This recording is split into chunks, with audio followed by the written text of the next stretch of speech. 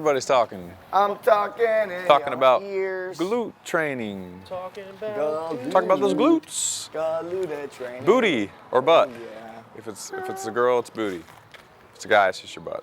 It's a butt. And welcome back. Is that the real start of the show? Yeah, I'm gonna include Dude, I am fairly confident that the last time we did TechniqueWOD, you were wearing that shirt and I was wearing this shirt. Oh yeah. People were gonna I think so. That was a Nuggets of Pearls. No, it was both. Yep. I just don't wear very many shirts these days. You should- It's because I lose all my shirts. I've got a Every million time I watch shirts. the show or TechniqueWOD, I go, "Where's that shirt?" I got a million I used to shirts, love but that I only shirt, like and I 5 lost of it them. somewhere. I only like We 5 travel of too shirts. much. I got 100, but I only like 5. I'm the same way. I only wear like 6 shirts. I only wear shirts lately that have a lot of color. I want like a bright red or a green or a blue. And all the ones that are gray or black, I just don't like them I hate anymore. gray. I still wear black if it's got gold on it. Only if it's bedazzled? Yeah. You need some bling on your shirt? Yeah. All right, today we are going to be talking about glute training and specifically glute activation. If you watched episode 179, 179, we talked about, what's the title of the show? You love saying it. Man, I don't remember. It was how to add mass to that ass. That's right. That's the most gangster title we've ever had for a show. Probably the most gangster title we'll ever have ever. That's right. Or rapper-like. So if you're watching the show, we talked a lot about the different types of movements that you could do to help you grow a bigger butt, basically, to make you a better athlete, since your glute max, your big butt muscle, is probably it is the biggest muscle in your body, and if it's not, it definitely should be. Maximus.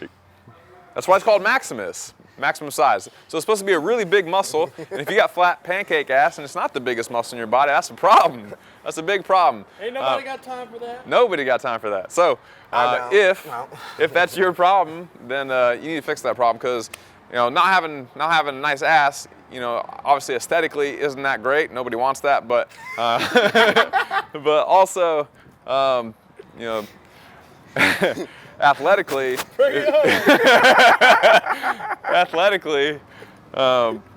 your glutes aren't firing and you're super quad dominant, then you're way more likely to have knee pain. You're way more likely to have low back pain, and you're just simply not going to be as strong, powerful, fast as you could be otherwise. So whether you're a CrossFit athlete, weightlifter, or you're just playing a regular kind of high school or college sport, like you're a soccer player or a basketball player or a field sport athlete, you're just not going to run and jump as well and be as fast as you would if you had big strong glute muscles. So refer to that episode for the details on programming, movement selection, and what you do to make that muscle bigger and stronger. Today we're going to talk about activation exercises, which are exercises that you're probably going to do mostly during your warm-up or before you start your strength work to help you recruit your glutes during your training. That way you're more likely to to fire those muscles and to use them during heavy squats, heavy deadlifts, and whatnot. That way you don't compensate and go back to using the other muscles that are already strong, like your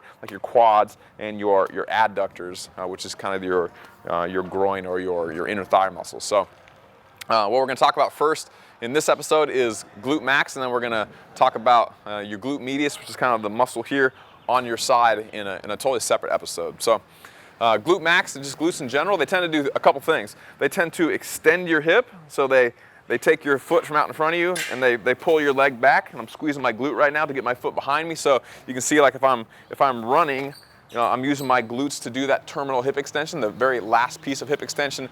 If I'm doing a heavy deadlift, I tend to finish my deadlift using my glutes. Same with a heavy squat, heavy front squat or heavy back squat. The end of the range of motion, where my hip is going into full extension, my glutes have a very big role in that case. A lot of people that can't fire their glutes very well, they might get to here and they might not be able to finish this last bit of hip extension, and then a lot of times they'll hyperextend their back, or they'll push their knees forward and they'll kind of lean like this, or they'll kind of ramp it up with their thighs in order to kind of skip using their glutes.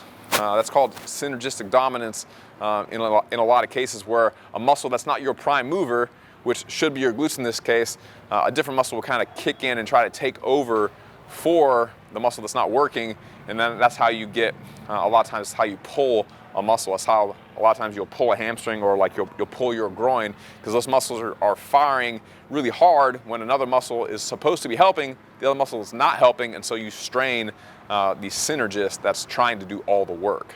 Okay? So hip extension is a big piece. Remember the other ones? Hip external rotation, right? And we're just doing hip extension. And abduction. So that's the function of that muscle. Every muscle works in 3 dimensions, in 3 different planes. So extension, external rotation, where my knee is moving to the outside, and abduction, where my leg's going away from me.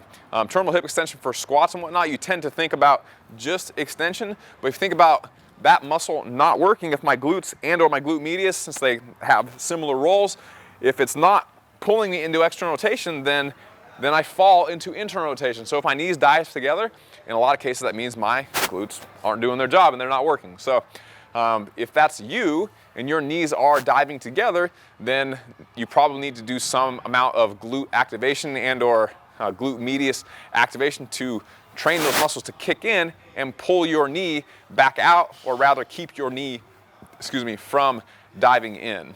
The other ones, like I said, if you're a person that for whatever reason, you have a hard time with your hips back, you tend to want to push your knees forward and get that vertical torso. If you're better with a vertical torso, that means you're better using your quads than you are using your hips. If you squat more than you deadlift, then you probably have a lot stronger legs, stronger quads than you do stronger hips. That's not an infallible statement. There's some distinctions in there, but for the most part, if that's you and you tend to always, go down and then you have to go like this to stand up instead of keeping that vertical shin and being able to contract my glutes all the way up, then you're not using your glutes and you're kind of relying on your quads to get up. So if that's you, watch episode 179, and we can talk about all the movements that you can do to help make that muscle stronger. Today, we're going to talk about activation drills to get those muscles to kick in. The first one, in fact, I'm not going to use that stuff right off the bat. The first one, if Mike stays right there, facing that way, is just to stand up nice and tall.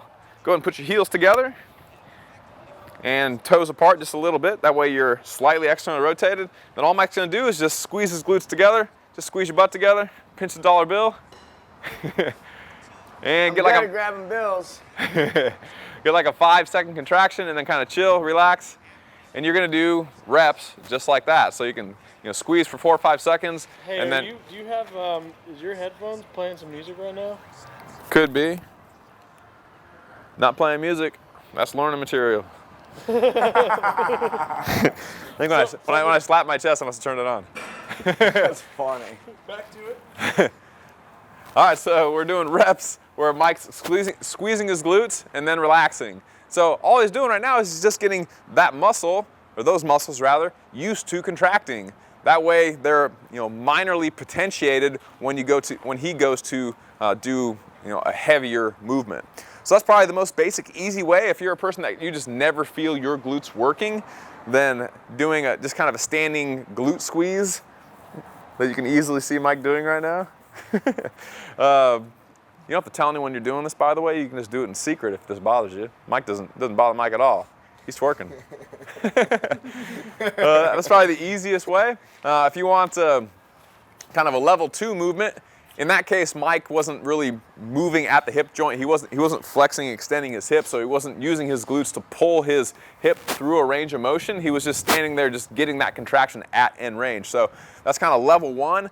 Doing something like a glute bridge, just with body weight. If Mike lays on the ground and bends his knees, what I like to do is pull my toes up off the ground. That way I know that I'm pressing through my heels. If you're pressing through your heels, it's easier to get a good glute contraction. He's keeping his ribs down. He's getting full hip extension. He's squeezing his glutes and holding that position for a second, and then he's going to go back down and do it again. And he's going to do reps just like this.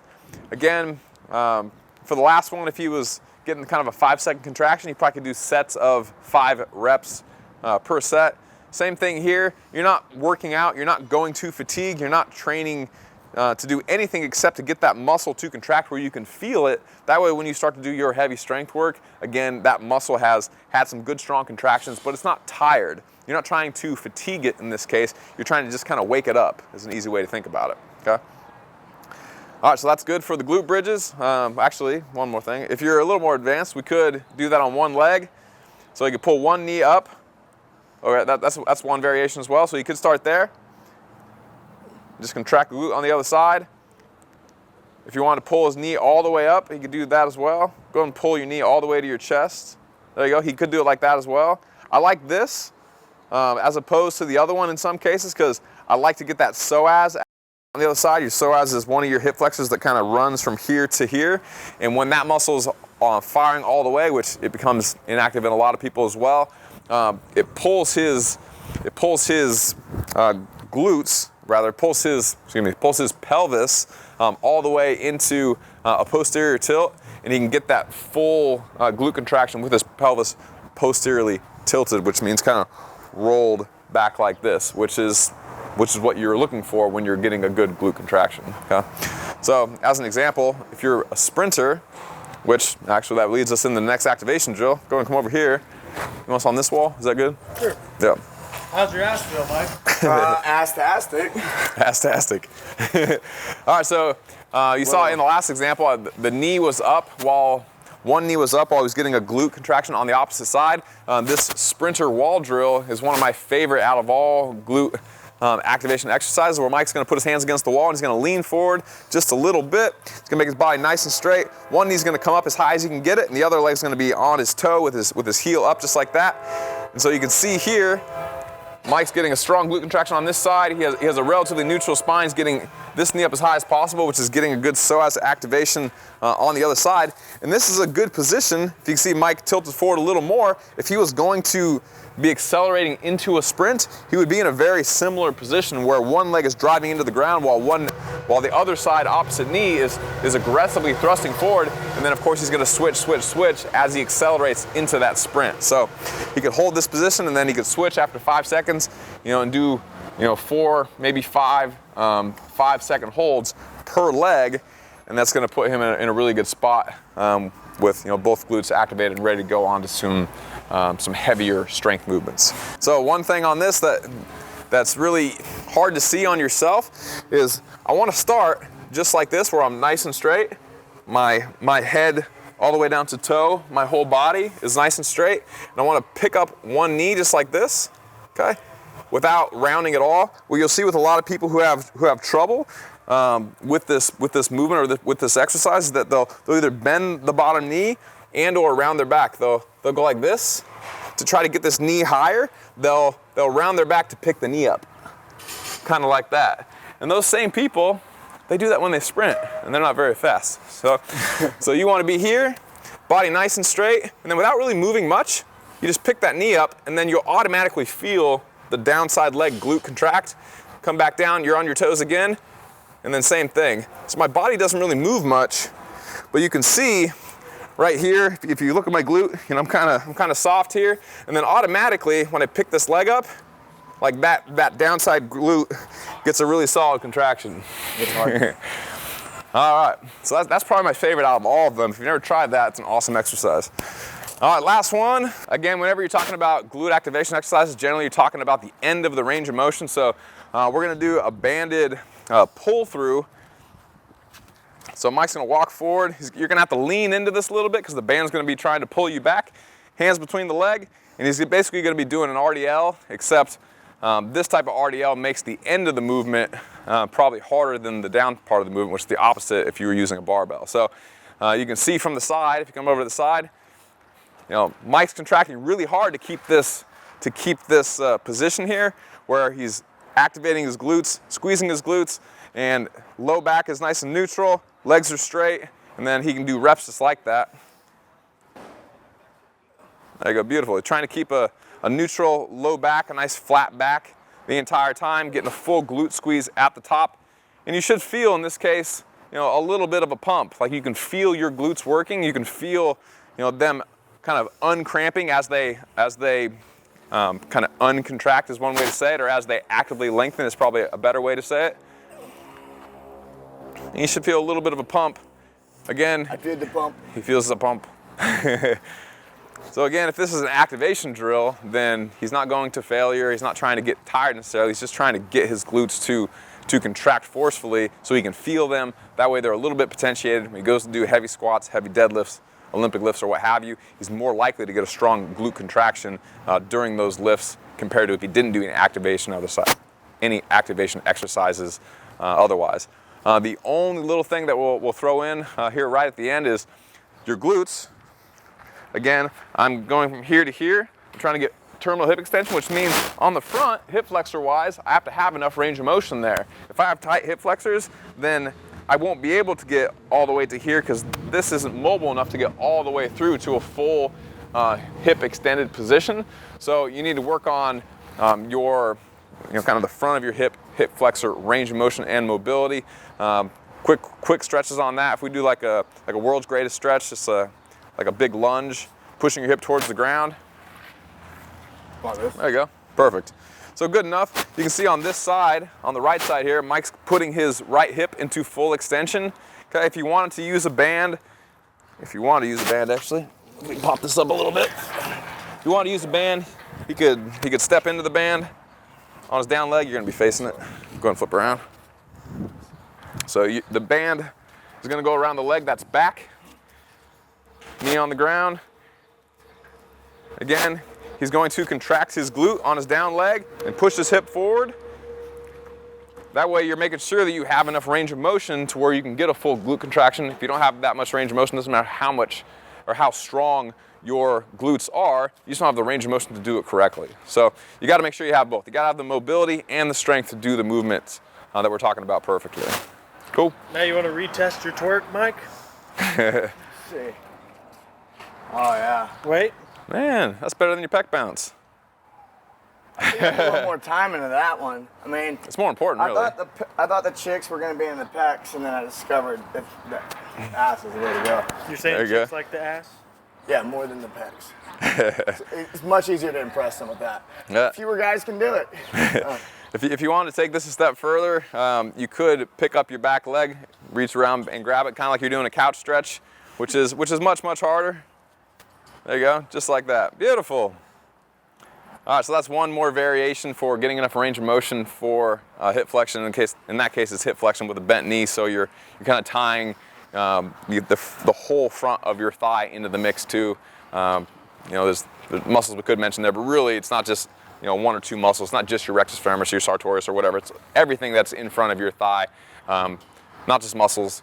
Nerves, blood vessels, skin, soft tissue, fascia. It's all in there, so you need to focus on getting into the right position by doing those types of stretches and don't really worry about which muscles you're stretching. We miss anything? No, I think we're good. I don't think we did. Yeah. All right. If you haven't watched episode 179, again, that episode is all about glute training. It's an awesome episode with a fantastic name, if I don't say so myself. You don't have to. So if you haven't watched that yet, definitely go check out that episode. If you want to see more episodes like this, then definitely go to barbellshrugged.com. Click on the TechniqueWOD tab. All of our TechniqueWODs are in the blog there. And then also, if you want to check out our muscle gain ebook, you can go to muscle.barbellshrugged.com. It's a free ebook, doesn't cost you anything. You can download it there. We'll see you another day. Join the conversation every week after the episode over at barbellshrugged.com. This is also where you'll find new episodes of Barbell Shrugged, TechniqueWOD, Nuggets and Pearls, Barbell Business, Get Change, plus new articles every day on our daily blog, written by us, guests of the show, and some of the biggest names in strength and conditioning. So, go there and leave a comment now. Oh my gosh, wow, that's so cool. Yay, that's so awesome. Did you like this video? If so, subscribe to our channel and share this with your friends. And if you want even more free, awesome resources to help you reach your fitness goals, plus some updates that we only share over email, head over to barbellshrugged.com and sign up for the newsletter.